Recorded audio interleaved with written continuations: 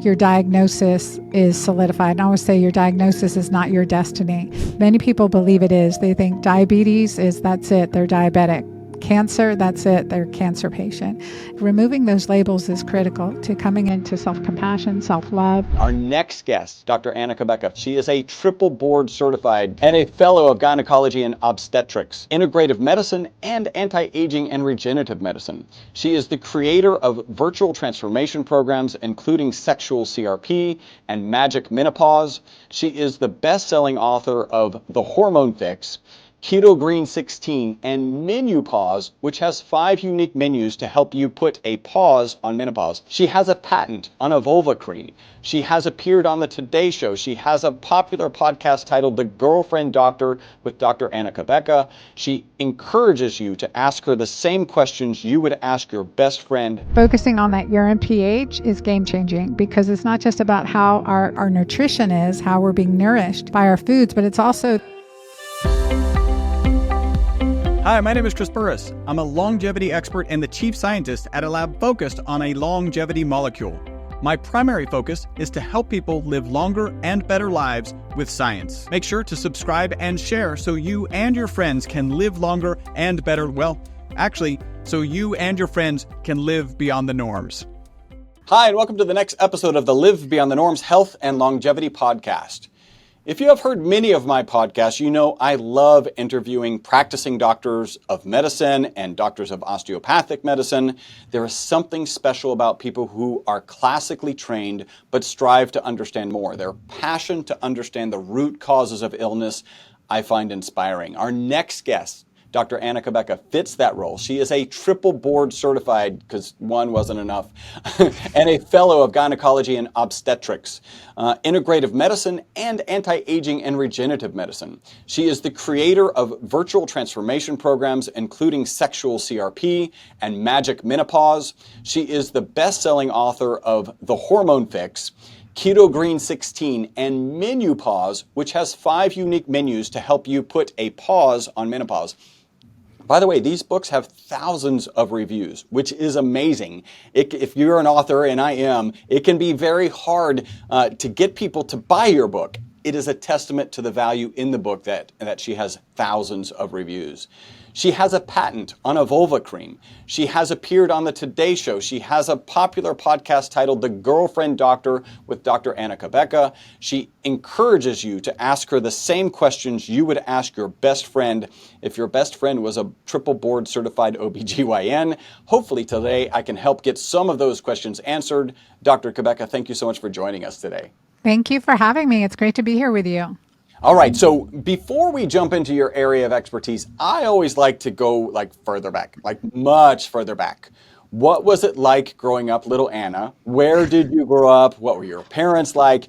If there was some event or someone that you could pinpoint as the reason you would ultimately become a doctor, a practitioner, a podcaster, a patent holder, a best-selling author, what or who would that be? Yeah, thank you. I love reminiscing. So I'm first generation American. My mom is Palestinian, my dad Portuguese, and I grew up in a small town in Pennsylvania, Doylestown, Pennsylvania. And early on, I was 16, and the incidents that really changed my life is that, I would go to school every day, come home, everyone would come to our house because my mom baked food, baked cookies, baked everything for us. And this day I was 16 coming home and the house was empty. Mom was 52 years old and she was undergoing cardiac bypass surgery for heart disease and she was diabetic, undergoing heart disease, and the house was empty. And that really just felt so devastating to me. Would mom come home? Why was she undergoing this procedure? What's the research on it? Why did this happen to her, right? And then I dug into it and found out that the research they were basing her surgery on was all done on men. So I became very big proponent for women's health research, and advocating for women's health so much that after college, I did research for 3 years before I went to medical school with this laser focus on how can I help women. And initially, I thought I would be in the realm of cardiovascular disease, but then really realizing my impact could be greater through a woman's life with obstetrics and gynecology. Wow. So you knew that actually answers one of my kind of future questions is like knowing that you were going to get into gynecology like right away. You were really, really kind of pinpoint focused on that even before you got into medical school. That's a pretty unique story. Anything about your parents, right? Because you've become an entrepreneur, a podcaster. A lot of physicians don't do well as entrepreneurs. I don't know if you know that. A lot of the physicians I've bumped into, I can think of two, including you, have done really well. Kind of anything in your background to kind of steer you in the direction of entrepreneurship? That is a really good question. Did anything steer me into entrepreneurship? I fell into it as pure necessity. I had no ambition to be an entrepreneur, no ambition to be a solo practitioner. None of that was in my wheelhouse. But what happened is, as a first generation American going to medical school, not even knowing how I was going to pay for it, I was blessed to receive a National Health Service Corps scholarship. And that was a blessing to me. I said, my dad, when I received a Western Union telegram back in 1991, that I received this scholarship to pay for medical school, my dad was basically doing backflips. And I had, again, no idea how I was going to pay, but it paid for my medical school education. And that actually solidified that I had to go into primary care. So I couldn't do a subspecialty into cardiology or anything like that. So I had to do primary care. And I came into practice in Southeast Georgia in rural practice to fulfill that scholarship obligation. Being the only bilingual female OBGYN in that area, the only female doctor in an entire community of McIntosh County, Georgia, and I was also in Brunswick, Georgia. But in that, I really found that I had to, hang my shingle basically, and be that, Marcus Welby type doctor, which was a blessing for me. In the first year in private practice, I made like $36,000. I was giving away my care, not looking at, okay, wait, what's the business of business, and how do I keep my lights on and serve clients in the best way that I can? And also, how do I help them, the poorest of the poor? And also, I also had the blessing of treating a wide variety of people from all over, being this specialty I was in. But how do I really help the clients that don't have means or insurance, et cetera, to help them with tangible solutions? And eventually came to, how can I prevent them from undergoing surgery, needing expensive medications, and how can I do this from a holistic standpoint? So it really came out of necessity. And I tell you, I've made $1 million mistakes. It's interesting. Your background is Middle Eastern, right? The other doctor that I know is a very good business person is Lebanese, right? So in the same place.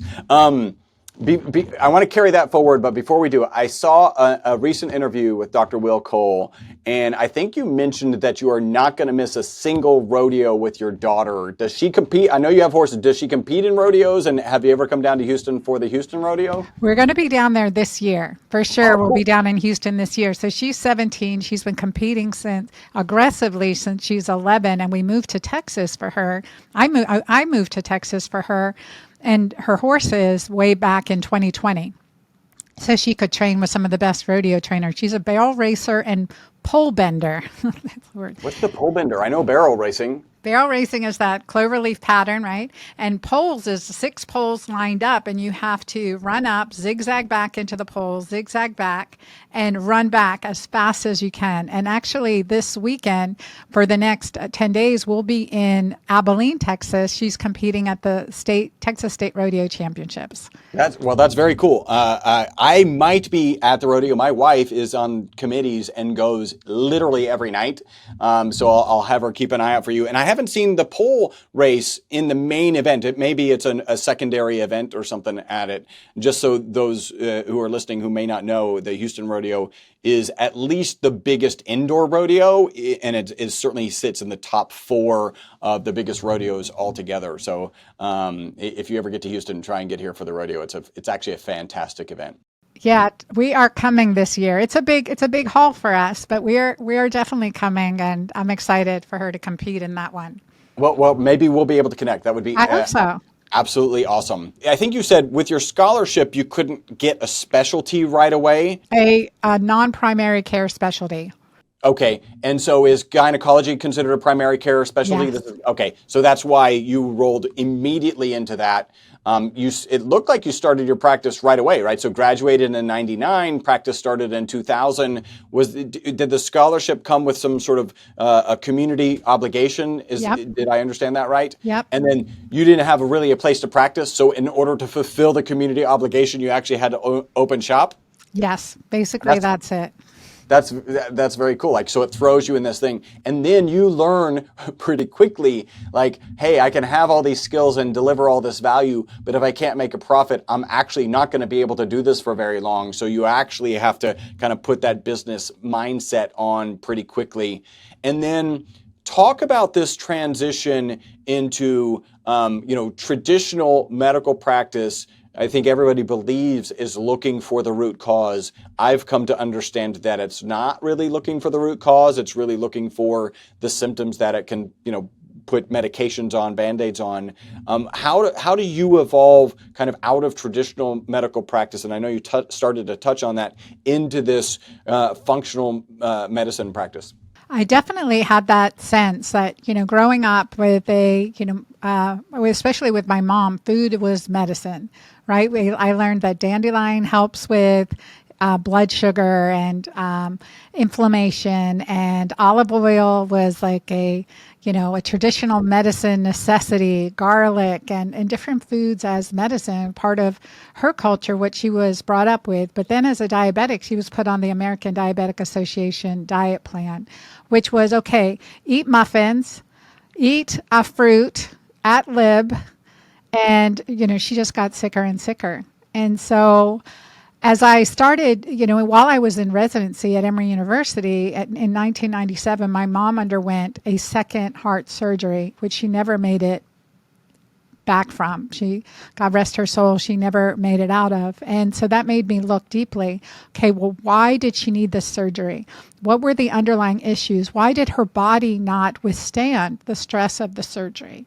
And that led me to think, okay, the underlying reasons that caused her to need this surgery was adrenal dysfunction, hypofunction, adrenal fatigue. She didn't have the stress response that was necessary. She had inflammation, right? Poor glycemic control, inflammation, and she had hormone imbalance. So when we look, I call that the devil's pitchfork: adrenal dysfunction, inflammation, and hormone imbalance. And so I started to really look at that and try to understand why that was and what could we have done at any point. I kind of drew out her life cycle from, her health in the Middle East, which was very active and vibrant and Mediterranean diet, right? Tabbouleh and kefta, like the so good, right? And my favorite food, by the way. Like one time, my wife was like, "What's your favorite food?" And I was like, "I don't really know." And she did like Chinese or Italian, and it ended up in Middle Eastern for sure.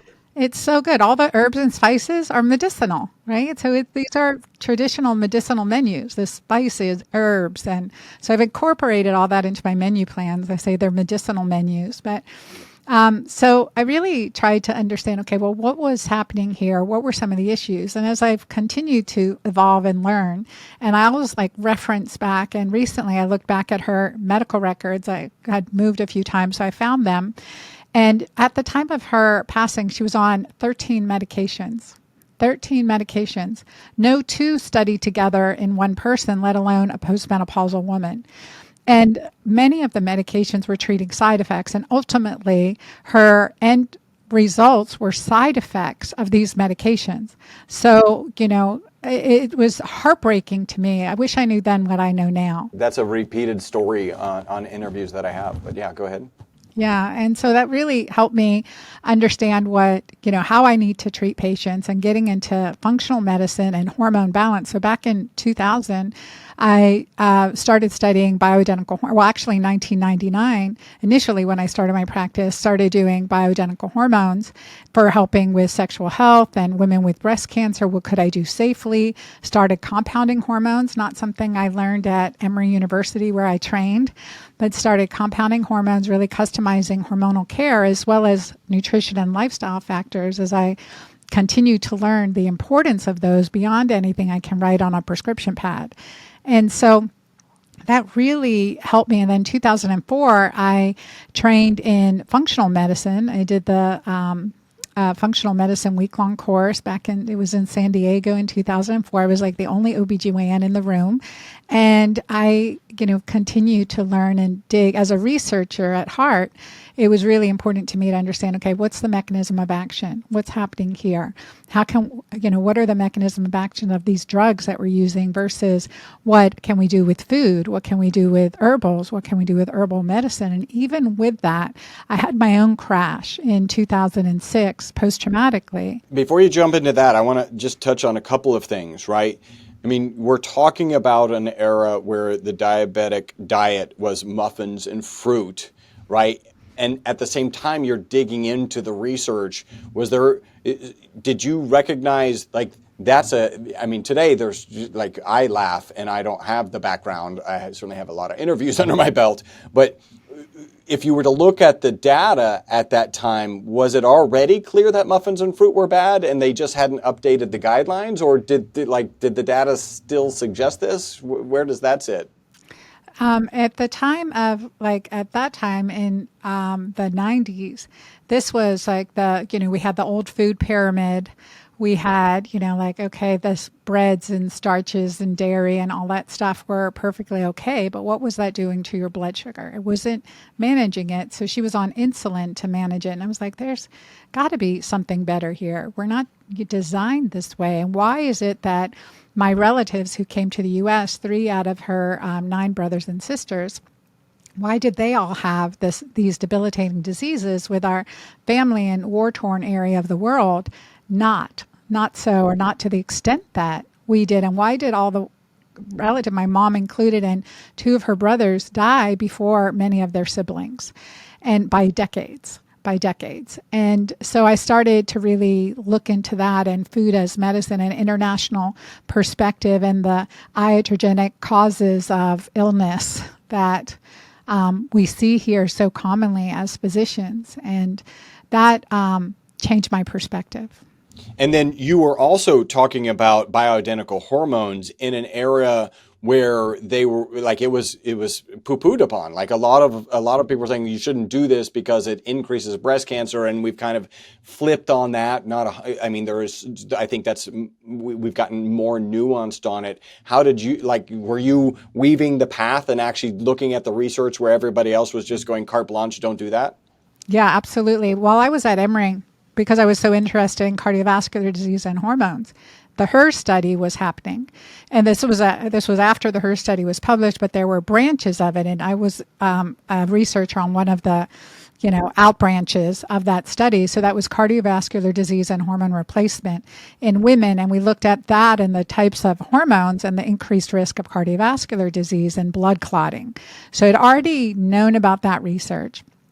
And then with the Women's Health Initiative study, when that was initially published in 2002, again, I'm big on bioidentical hormone therapies and avoiding, Provera, for instance, potentially, very pathogenic progestin, not progesterone, and saying, okay, well, we have better options. Why don't we use progesterone, whether it's compounded or in prescription Prometrium at the time? Now that's generic. So we had Prometrium.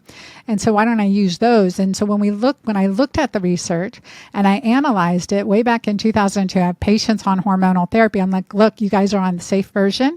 Let me consent you. But I didn't take a single patient off their hormones. Based on that research, looking at it and saying the estrogen-only arm, no increased risk of breast cancer. Oral estrogen, yes, increased risk of stroke. Let's avoid that, especially if there's inflammation and at a certain age. We really want to avoid that. Let's go to transdermal and let's avoid the progestins and use bioidentical progesterone. Let's do this safely and let's look at that. And then I continued to look at the research. In 2005, Dr. Fournier published initially his 55,000 women study looking at the different progesterones and progestins and compared that to risk of breast cancer and found with progesterone there was no increased risk, oral micronized progesterone, no increased risk, but with progestins like Provera, it was a four times increased risk. In norpregnane derivatives like norethindrone was an increased risk of 2. So if we have a better choice, why don't I make that choice if I can get the same or better therapeutic benefit? I might argue that your ability your ability and passion to dig into that very specific nuance is also the reason you're a successful business person, right? Like where a lot of doctors fail, like you're digging in. A lot of doctors around you are like, just their answer was no, right? Like we're not going to dig in, and the answer is no, and the medical community has come out, and you're like, yeah, but that's this thing, not this thing, and this thing is safe. I mean, kudos to you for being so at the cutting edge, even way back then. One aspect of your unique story is that you've actually gone through menopause twice. First off, how uncommon is this? Is that something that happens? Well, it's, again, the eyes don't see what the mind don't know. That's an expression that we used at Emory in surgery. Like if you don't know there could be a potential defect here or there, you're not looking for it. So the same is true in other areas of our life for sure. So with going through it myself, for example, in 2006, I was post-traumatically diagnosed with infertility, and I went through several rounds of infertility treatments with no result, and then diagnosed with early menopause and told that I would have no chance of having a child again. My only option would be egg donation. And this is with colleagues that I really, really respect in the space, reproductive endocrinologist. And so when you're given a diagnosis, you think, okay, that's it. Like that was it. So at that time I was, that was it. That was my diagnosis. There's no concept of reversing it. There's no concept of, of changing that diagnosis. Although as much as possible, even at that time, I was always like, let's create a body as healthy as possible and let's see what happens. And so when I received that diagnosis, I took a sabbatical with my family, and we took a year off and traveled around the world. For me, travel has always been a meditation and good medicine. And serendipitously, I learned about healing foods and modalities that, from indigenous healers and some of the world's leading scientists that was just transformative for me. And as a result of that journey, like in Peru, learning about maca and this Peruvian root, like a potato, and that it had all these health benefits, including for fertility and for menopause. And then, of course, it's known as the Peruvian Viagra. And so you're like, okay, let's have some maca, right? Let's get into this. And as a scientist, I looked at, well, what is, how does it work? How does maca work? How does it, have these effects? And it's really adaptogenic. It has specific proteins, and it also is high in arginine, which increases nitrogen oxide, which increases blood flow, which is how Viagra works. So I was like, okay, if this is true, what other medicinal foods are there? And as a result of that journey and things I learned along the way, with the grace of God, I reversed my early menopause and then naturally conceived the child I was told I would never be able to have at 41. So that's my barrel racer right now. She's 17. That's awesome. So you've got your menopausal, according to their definition. Were you just trying to be healthy and consciously trying to kind of reverse this? Or were you just like, I need a break. Let me just be healthier. You got rid of a lot of stress on this journey, although traveling can have some stress, but it's more fun stress than, painful stress. And it usually ends up, which was it? Were you really trying to solve this and turn it around? Which would be spectacular because like everyone's telling you that's not possible. Or were you just taking a break and this is what happened? Well, I didn't have hope. Like I hadn't had hope to turn it around. But I will tell you, in part of my journey, we were in Indonesia. And this was in spring of 2007. And we were in Indonesia, and I met this Indonesian healer. And maybe it's the same one that was in Eat, Pray, Love in Indonesia. I don't know. But before that book came out, we went to this healer that was very well reputed, and I asked, I said, well, I'm infertile, and I've seen my ovaries; they're shrinkled up almonds versus beautiful, healthy walnuts, right? They're, I said I'm completely infertile, and he said, well, it's not your ovaries, and he put his hand on my head, and there was a real tender spot on the top of my head, not there anymore, thank goodness. And I was like, oh my God, what does that mean? He says, you worry. Yeah, I'm like, what is that? And he said to me, he goes, you worry too much. You worry too much. And it was true. I was in a fear state. It was PTSD. I was in a fear state. I, had these diagnoses, and a couple of months later I was pregnant. So I don't know if that, just realizing that, okay, it's not my ovaries, it's that I worry too much. What, really, what is he talking about? And just leaning into that, was that really a possibility? Did your cycle stop, right? So when you were, right, and then on this trip, did it start again? And did that surprise you? And then him touching that sensitive spot, everything clicked together? It really, I think that certainly was a piece of the puzzle. And as we travel in these areas, we're eating very fresh food, right? Very holistic food. I mean, drinking turmeric shots and, really focusing. I'd been focusing on the maca and incorporating that into mixing it with other healing foods, and just thinking, okay, well, just be as healthy as I can. And when my period started in May, it was surprising. And then shortly thereafter, I was pregnant. That's awesome. That is so awesome. I interviewed Jessica, I think it's Preston, with the De Novo Fertility Institute, and she talks about there's a particular number that the medical community, it's an AMH number, I'm close, that if it's a bad number, then you can't have kids. And she's like, we look at the bad number and we see opportunity, because the number can actually, they refer to it as an egg count or a viability count, but it's actually more related to your health status account, right? Number. And then you just went in and did all these things to get rid of stress, to eat healthier, to eat maca, and then reverse it. And I think she does that with her clinic. So that's pretty fun. Do you get into kind of fertility issues with your practice? Absolutely, especially because of my story. And, I had a sabbatical from my practice for quite a number of years. And I came back into practice here in Dallas post-pandemic. And one of my first patients was this beautiful young woman who'd been diagnosed with infertility, was told she wasn't even an IVF candidate. She'd had a trisomy child, and then a miscarriage, and then infertility round after round, and then diagnosed as no chance for IVF, nothing. Her AMH was 0.03, if I remember correctly. And so I started working with her, because also, post-COVID infection or injection, but she'd had a few injections and COVID a couple times. So we just worked on creating a very healthy body. So with the interventions that we did, I would say it was 6 to 9 months later, she was pregnant, and now she delivered last Thanksgiving a beautiful, healthy baby girl. That has got to be one of the absolute joys of what you get to do on a regular basis. It absolutely is. So interesting situation, and so it might be a lot more complicated than what I'm about to describe. But I have a friend, she's actually in the space. She was in a marriage that really wasn't doing anything, right? The marriage wasn't working. She's now in a brand new relationship, and I think she was menopausal for 2 years, and her period started again because of this relationship. And for me, I always try and think of things evolutionary.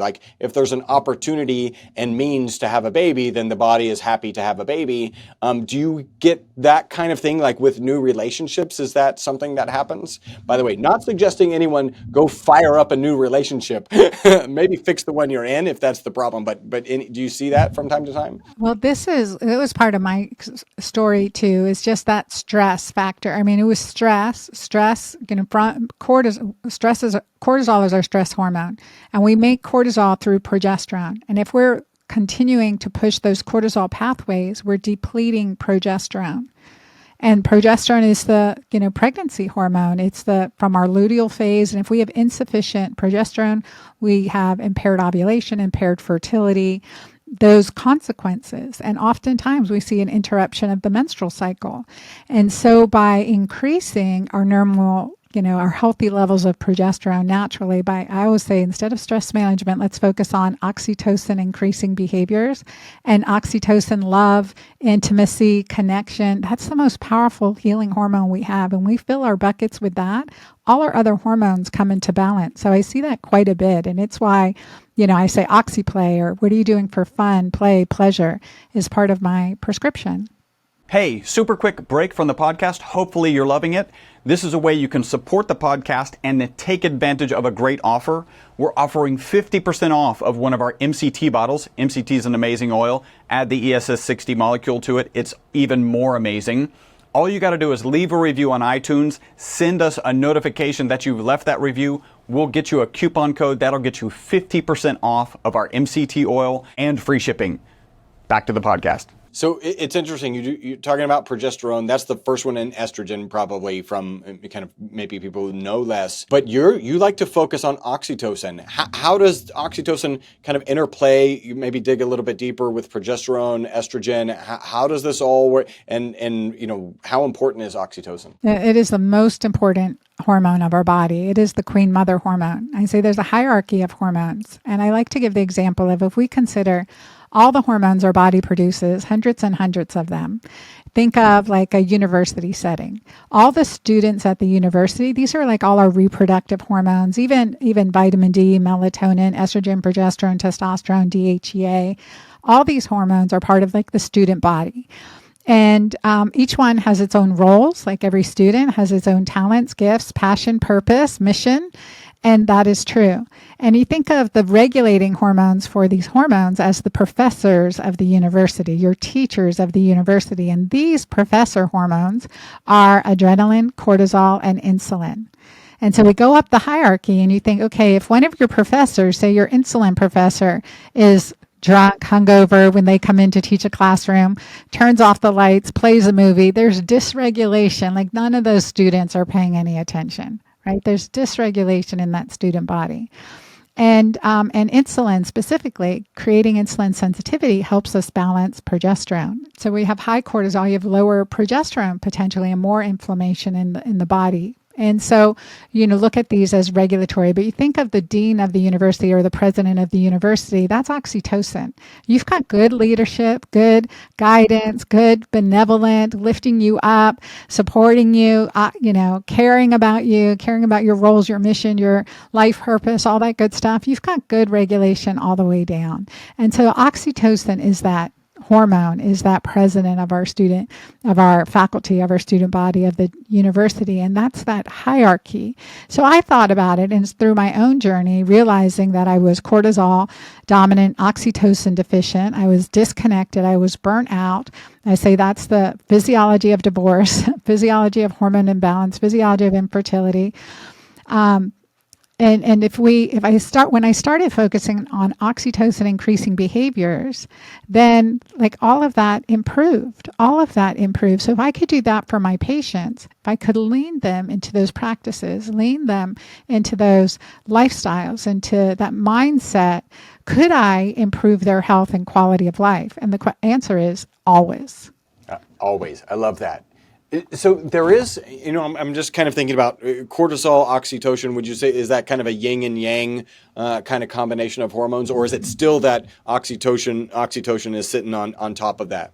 Oxytocin is always the more dominant, right? Okay. But when you have, like in the states of stress, cortisol goes up, like you're in that state of stress response, cortisol is up, and that's not a time to hug, love on your enemy, connect with others. You feel that high stress. It's more irritability, and that's cortisol's up and oxytocin is suppressed. And then when cortisol's up for a long time, what happens physiologically, and I really had to dig into this, it's the paraventricular nucleus area in the brain says, okay, cortisol, you're frying out the system, let's suppress you. It's not that the adrenals give out, or like adrenal fatigue, it's adrenal downregulation. And so you have this cortisol downregulation, and at the same time, oxytocin is still suppressed. And so that physiology of low cortisol, low oxytocin is that physiology of burnout.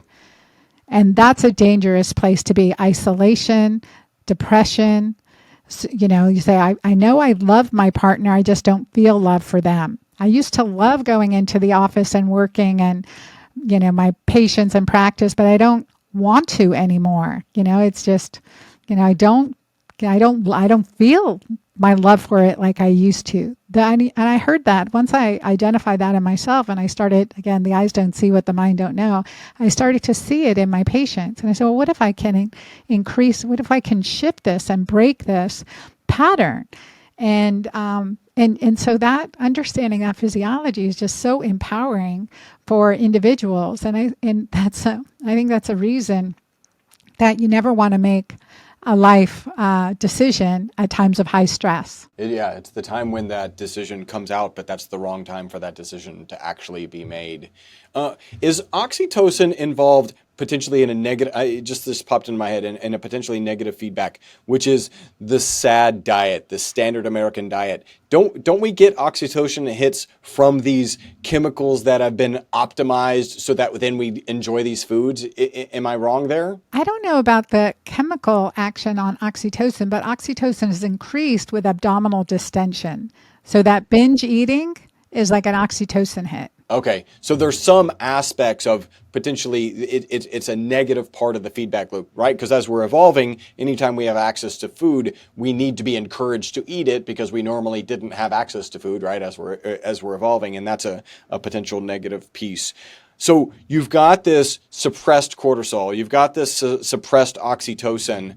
What do you do now? Like maybe this is resonating with somebody in the audience. What's kind of step one? Yeah, so it's so important. We want to reset our circadian rhythm. We want to rebalance cortisol, but we do that in this way. And this is kind of where my keto alkaline, Keto-Green methods came about. And that, the menus, the plans, the lifestyle aspects that I put into my books and my work. So when we want to do this, let me tell you a story. When my second menopause period came about, I was around 48 years old. So it was 2014, and I was experiencing the brain fog, the memory loss, the stress, anxiety, this irritability, to say it nicely. My wife went through early onset menopause, so right? Irritability. That's a fair statement. Yeah, and at this point, I was a single mom raising children, one in elementary, one in middle school, one in high school, one in after college, and so and all girls. And I was like, okay, I cannot continue this way. But the straw that broke the camel's back, so to speak, was gaining weight without doing anything different, and having at one point been over 240 pounds, losing 80 pounds and keeping it off, and then gaining 20 pounds back. I was like, okay, I need to strictly regulate here. So I went on strict carb restriction, keto type diet, and I felt more irritable, more agitated. And I was like, it's not, I don't call it keto flu, but I called it keto crazy. And I did what I tell my patients to, is check your urine pH. And I checked my urine pH, and I was as acidic as the pH paper read. And that was an aha moment for me. I was like, I'm in this acidic state. It's diet. And, I need to add more alkalinizers to my keto menu. So I started adding greens and bone broth and alkaline broth and sauteing beet greens, eating sprouts, the cruciferous vegetables, all the low carbohydrate alkalinizers. And so this is back in 2014, and keto groups weren't talking about electrolytes, and that's where all this came about, is really recognizing the importance of electrolytes. But so my urine pH started to improve, but then I noticed on the mornings that I did my gratitude journaling or went out on the beach and walk, did a walk out in nature, my urine pH was more alkaline all day, Chris. And so I was like, okay, what's happening here? Because my my nutrition plan is dialed in. Why does this make a difference? So I connected with a nephrologist colleague, and I said, okay, what's happening here? Is there a stress factor that's increasing? Is there an effect of cortisol on my urine pH? Is there effect of oxytocin on my urine pH? And he said, cortisol increases hydrogen ion secretion across the renal tubules. All that to mean that it makes your urine pH more acidic. So this is like, that was an aha moment for me. So oxytocin is the most alkalinizing hormone physiologically on our body, healing. So the more oxytocin increasing behaviors that we do, decreasing the effects of cortisol or balancing that, we create a shift in the energy potentials around our cell membranes. And that was profound to me, to realize that it's not just about what we eat, but it's how we think, how we approach life. Are we, is our glass half full? Are we looking at the positives? Are we in our day-to-day with gratitude? And as a result of that, I went from literally my kids late every day that I think they were ready to call Child Protective Services on me, late today every school, on the way to school, and I'd be driving them in and we're already late. Let's just stop for coffee on the way. Let's just get that supercharger coffee and then we take you to school. To my kids, like coming down in the morning, ready, giving me a hug, a kiss, and a smile and getting on the bus. That powerful impact of shifting my physiology from a negative to a positive vibration, to a higher magnetism, to a healthy, peaceful state, shifted the entire energy in my home. And so that was game changing. And nowhere else was it described except in areas where the Dr. George Crusos, I heard a lecture that he gave in 2009 at Institute of Functional Medicine conference.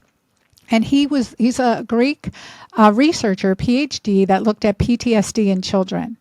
And he was talking about how cortisol, the effects of cortisol and, causing behavior issues, memory issues, etc. And realizing at that point how important it is to manage cortisol, not through necessarily stress management, stressful practices, but oxytocin increasing practices and how that would make a difference. But understanding that stress physiology, especially with PTSD, how that's even under the surface affecting our physiology and that we can do something about it. So your researcher mind continues through all the way to the point where you're noticing a difference in your pH from a walk, right? That's what you said. It was like just a walk in nature early in the morning. Just real quick, because I don't want to, this is not the focus, but I often think that a lot of people are talking about grounding, right? Like getting your feet in the grass or whatever. Is it really the grounding, or is the fact that you're out in nature and doing something ostensibly healthy for you? Have any kind of quick opinion on that? I think it's all of the above, right? I think it's both. We get a lot more than vitamin D from the sun, and vitamin D is necessary for all our hormones, especially oxytocin, to work better. And grounding and energy in nature is powerful. And getting in, putting your feet in the ocean, wow. Does getting sun exposure increase oxytocin? Yeah. That doesn't surprise me at all. I interviewed a guy named Guti who has a red light panel, and he talked about his kind of journey into it started when he was in a pretty depressed state. I would say that his cortisol was suppressed, his oxytocin was suppressed.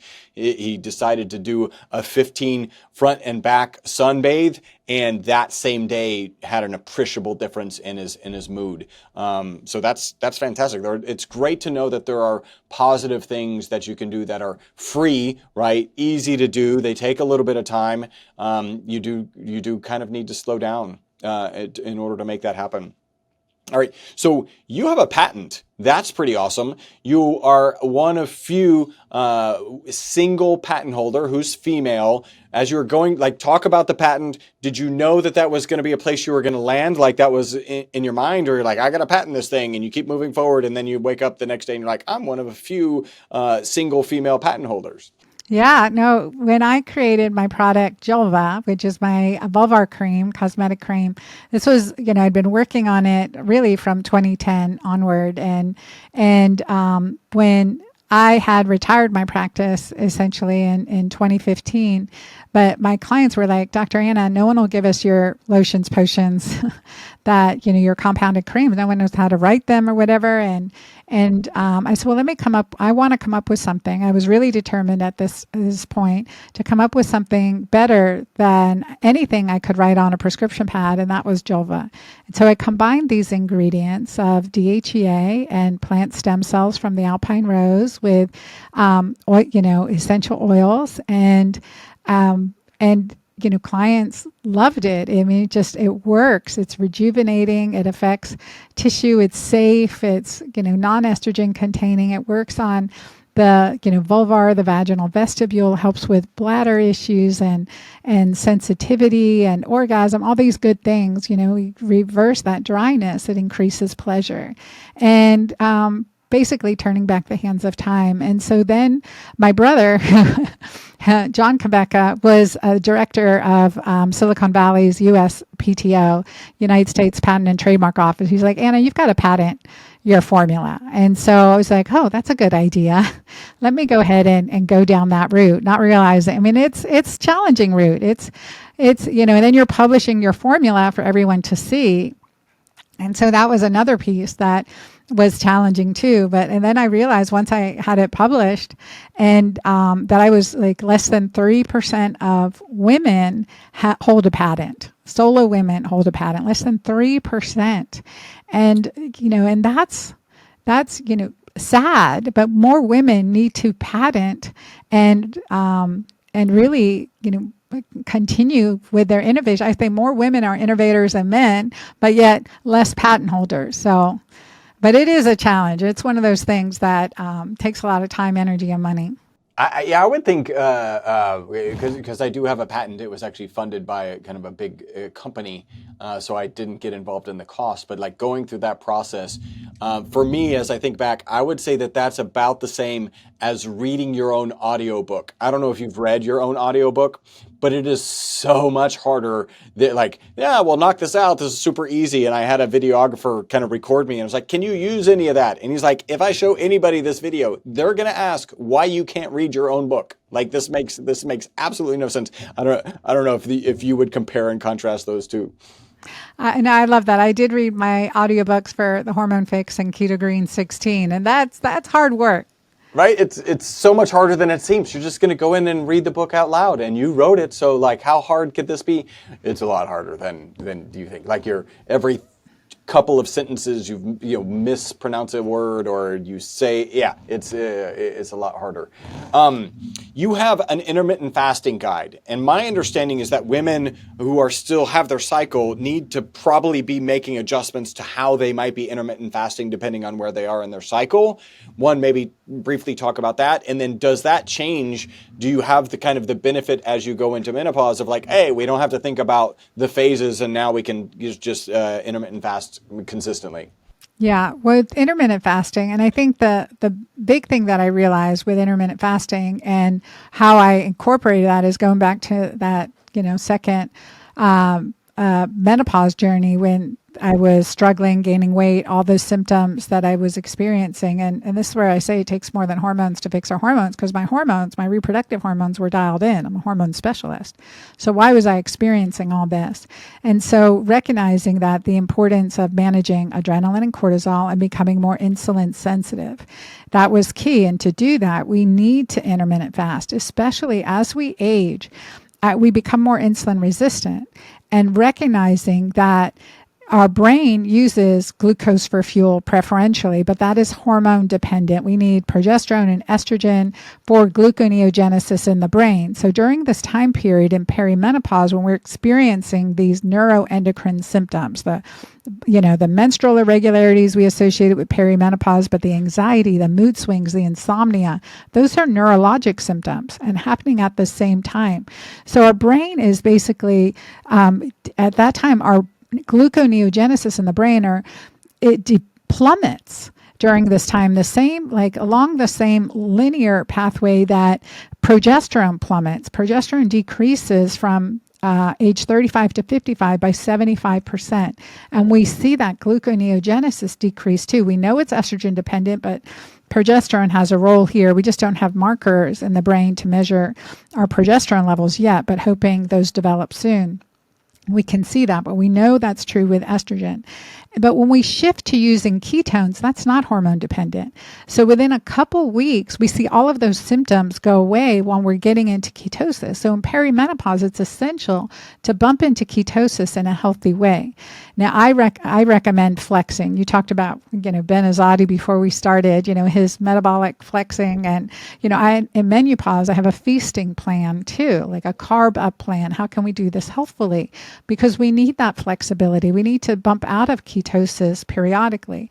When it comes to cycling with our menstrual cycle, we think the higher levels of progesterone we have, continuously, that can also exacerbate insulin resistance. So for some people, and again, it really depends. I found it both ways. In general, they say, okay, don't fast in the premenstrual phase. But for some women, fasting in that premenstrual phase is essential to decrease a lot of those symptoms and can make a big difference. And getting into ketosis, particularly in a healthy way, can make a really big difference. So it depends. In general, we say, okay, fasting during, or the week after your period is ideal, but I would say play with it. Ideally, you're intermittent fasting on a regular basis from 13 to 16 hours, breaking fast by 10 a.m. for women. I have found that to be very hormone balancing and effective long-term versus waiting, and I've tested myself, 1 meal a day, long time fast, carnivore type diets. I'm prone to producing uric acid. So that actually makes me gain weight and have more inflammation. So paying attention to what your physiology is doing is really important with that. But I'd say intermittent fasting is essential in perimenopause and beyond. I know it's something that I'm enjoying. I really enjoy intermittent fasting, although I'm trying to significantly increase my protein consumption so I can kind of work on, staving off sarcopenia. My wife, like I said, is on the other side of menopause and really would have had a hard time skipping any meal, right? Like she would get very irritable, and now she's actually very much into intermittent fasting and kind of convincing other people to go into it. You've got two online courses, Sexual CPR and Menopause Magic, or Magic Menopause. Just briefly, like what are those? Is there a time frame when people can join those? What are those all about? So Magic Menopause is my 8-week menopause program. And I would say there is magic in the pauses of our lives. And really, menopause is a magical transition. It's as magical as puberty, right? It is very necessary and mandatory. Suffering is optional. So in Magic Menopause, whether you're before, during, or well after menopause, it's a perfect time to learn these principles and practices. And so we have clients in their 30s through 70s in Magic Menopause. And it's my online group. It's 8 weeks, lots of education in keto, alkalinization, hormones, lab tests, thyroid, estrogen, progesterone, when to take it, when not to, all that good stuff. And going, of course, into some stress and oxytocin, the important effects of our mother hormones on our body and creating more oxytocin. So that's magic. And then sexual CPR. One important group, I think you may have glazed over this because I know my wife actually speaks in Spanish about menopause, has a significant following, and I think a lot of that is because she's talking about menopause, and I think a lot of people don't hear about it and don't know what's going on, and in your group you have this ability for people to share their experiences, and I'm sure that's a massive part of Magic Menopause. Absolutely. Accountability and community, knowing that you're not alone and being among like-minded people in a positive setting, that is good medicine. All right. And then sexual CPR. Sexual CPR, like we know, CPR is life-saving, right? Sexual CPR is a very holistic program. It's a 5-week online evergreen educational program that I go into the 7 areas that can affect your intimacy, desire, sexy. So we really, I really dig into that from a medical standpoint, a health standpoint, and then you focus on hormones and vaginal health and erogenous zones and all this important aspect where medications can be interfering and what we can do about it. So sexual CPR is a life-saving course. It really is. In fact, one of our clients said sexual CPR saved her life, and another couple of physicians that took my program said it made a good relationship so much better. And it's just understanding what's happening to our body, what we can do, and having the words and ability to communicate openly, guiltlessly, and shamelessly with our wants, desires, feelings, and turn-ons is game changing. So understanding what's happening to our body and being able to communicate it, it's beautiful. Yeah, life-changing. And I would imagine if there's any taboo about talking about menopause, that talking about kind of sexual satisfaction would even have more of a taboo, so that community piece is even more valuable. Is there anything that maybe you wanted to touch on that I didn't really touch on before we get into our wrap-up questions? Right. I think that's it. When I would say, like, sexual health is health. It is critical to health. And too many times I see, people, couples, women cut off from the waist down, and vaginal vulvar health is critical to optimal health. And so I really drive that home, because that is such an important, as a gynecologist, we don't want to have problems, GYN problems or issues later. And we want to, it's our right to experience pleasure and have healthy, function, bladder function, vaginal function, et cetera, and not have pain, discomfort. It's not something that has to be powered through or just dealt with or suppressed. Like, I really want to open up that conversation that sexual health is health, and is important for our health span and our lifespan. Absolutely. And just joy oxytocin, which we've already defined as the dean of the university. All right, so we have our wrap-up questions. Dr. Cabeca, do you have a target age that you would like to live to? 120. 120. I love it. And how long do you think humans can live? I think 120 is a realistic goal. I really do think 120 is a realistic goal. I have my colleagues that say 150, 180. I'm realistic at 120. What 2 to 3 protocols, habits, mindsets, let's call them shortcuts because everybody likes shortcuts, to longevity and a long health span would you share? I would say get Keto-Green or keto alkaline. Like, focusing on that urine pH is game changing, because it's not just about how our nutrition is, how we're being nourished by our foods, but it's also the oxytocin piece, nourished by our mindset or positivity. And what gets measured gets managed. And when we see those shifts in our physiology, when we measure it and see that change, like a good night out, creating such great alkaline urine pH, you're like, okay, now I'm a believer. So doing that simple measurement is a quick hack and a quick measurable, modifiable variable that we can incorporate into our life. But it's probably the least expensive thing that you could test, right? Yeah, It's penny just a day. I'm assuming you just order some pH litmus tests online and dip your pee in it, or dip it in your pee. Like, that's super easy. All right. So, and Just that's pee on a stick, Chris. Just pee on a stick. That's it. pee on a stick. Super easy. And they're, whatever, pennies per stick. All right. So Keto-Green, right? That's managing like keto, because there's value in ketosis, and also managing the pH. Do you have 2 more maybe? Yeah, so that intermittent fasting piece is key, but starting your morning with that oxytocin increasing practices. I had a couple in my practice the other day, and they said they've made it now a practice to have 30 minutes of cuddle time before they get up and start their day. And it just shifted the energy of their connection, intimacy, and love, and their entire energy in the household. So those 2 things. I like that. Now, this one sometimes is harder. Are there 1 or 2 things that you think people get absolutely wrong regarding longevity and a long health span? The thing that I see most commonly conventionally is that your diagnosis is solidified. And I always say your diagnosis is not your destiny. Many people believe it is. They think diabetes that's it, they're diabetic. Cancer, that's it, they're a cancer patient. And all of these things, like, be able to remove these labels. And removing labels like, I'm not enough, I'm not worthy, too old, not smart enough, or whatever the situation is. Like, removing those labels is critical to coming into self-compassion, self-love, honoring our gifts. We all have them, many of them, and really shifting that mindset to positivity and self-compassion and grace is key, and not falling into the diagnosis is your destiny perspective. Believing the diagnosis of your destiny is like, that's absolutely wrong. Dr. Cabeca, how can people contact you? Easy to find at dranna.com. So DRANNA.com. and on social media at The Girlfriend Doctor. And what in the near future are you excited about?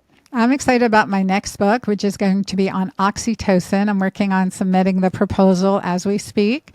So I'm excited about working on that and really raising the awareness of the importance of this amazing hormone. Awesome. So you can find her at dranna.com and then also Girlfriend Doctor on social media.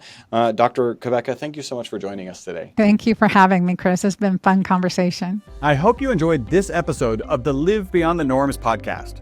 Make sure to subscribe and follow. Also, make sure not to be that guy, the guy sharing this podcast with people who are not interested in living beyond the norms. If you would like to learn more about the ESS60 molecule, the molecule responsible for the single longest longevity experimental result on mammals in history, a full 90% extension of life, visit myvitalc.com. That's myvitalc as in carbon.com.